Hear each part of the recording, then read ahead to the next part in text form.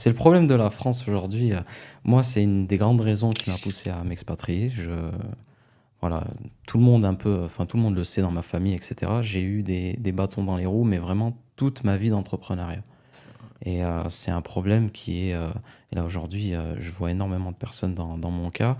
Euh, on va dire, la France, c'est très bien pour commencer, pour essayer Oui, quelque chose. Mais c'est vrai que si tu as un esprit un peu plus ouvert quand tu veux entreprendre, vaut mieux essayer dans un pays qui te donne la chance justement d'être bien sûr, entrepreneur. bien sûr.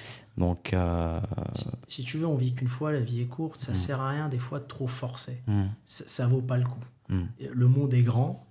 mm, Quand tu sais que tu es compétent, on va t'ouvrir des portes partout, faut mm, pas forcer. mm. Tu vois. Et donc, c'est pour ça que j'ai vendu. À D'accord. un moment donné, j'ai vendu, donc ça valait beaucoup d'argent. À ce Mhm, moment-là, on faisait, nous, 125 millions de chiffres, on faisait 11 millions de résultats. mhm, Et donc, et même quand j'ai vendu, j'ai pas pris tout ce que je devais prendre parce que le fils qui vient, mhm, et il vient de prendre tout ce qu'il y a à prendre et à ne pas prendre mm, aussi. mm, mm, Donc, même quand tu vends, c'est compliqué. Et mm. en Ouais. fait, tu te rends compte que tu n'es pas maître de ton entreprise. Mm, mm.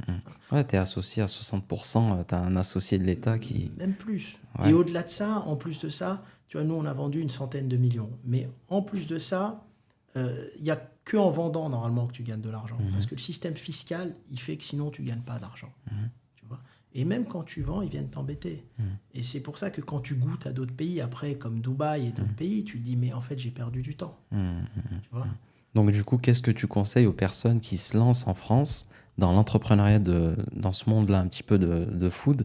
Est-ce que tu as des conseils à leur donner justement pour pas qu'ils perdent leur temps, pour qu'ils essayent peut-être des choses en France, mais bah, justement si tu as une personne qui a un concept qui a créé un concept et qu'il arrive à faire du bruit en France et à ouvrir pas mal de choses, qu'est-ce que tu lui conseilles un petit peu pour prévenir un peu de tout ça? Alors, la première chose, à l'époque, on a fait l'erreur.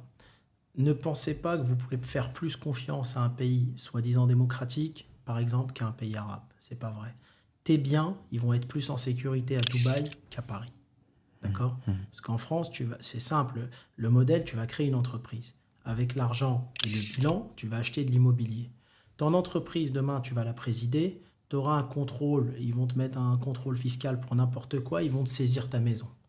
Tout est lié. mhm. Ouais. D'accord. Mhm, Et donc, tu es propriétaire de rien en réalité.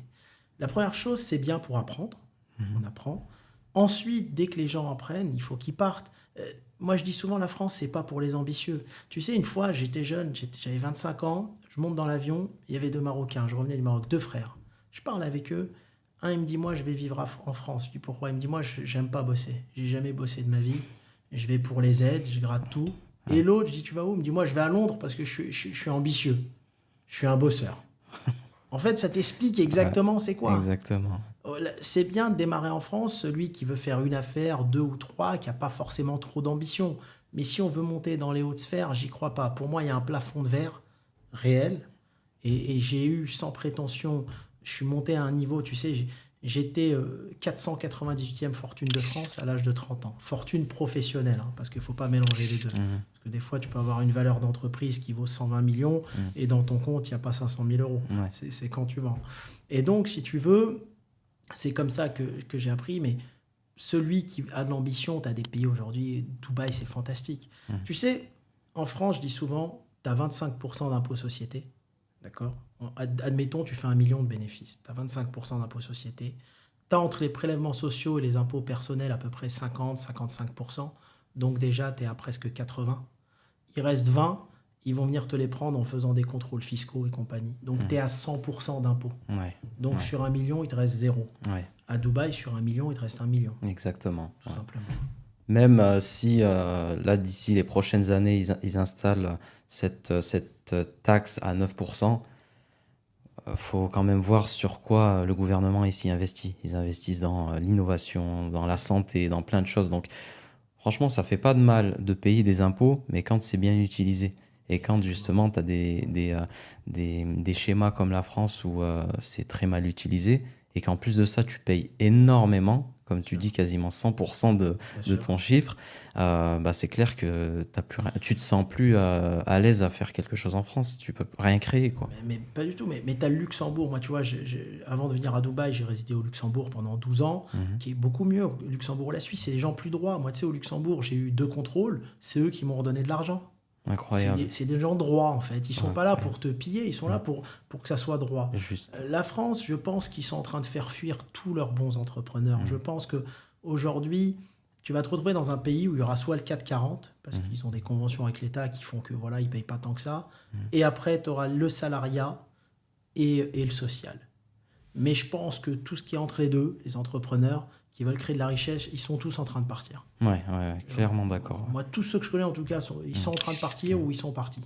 Clairement, tu as aussi énormément de fuites de jeunes Bien sûr, qui commencent à faire leurs sous dans le digital, online. bien sûr.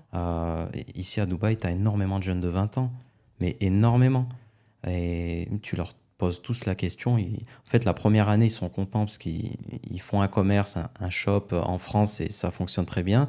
Et quand ils arrivent devant leur expert comptable et qu'il leur dit, ben là, tu as fait 1 million de CA, ben, en fait, tu vas devoir payer tant, tant, tant, tant. L'année d'après, ils fuient parce qu'ils veulent s'amuser avec leur argent, ils veulent faire des choses avec leur argent. Et malheureusement,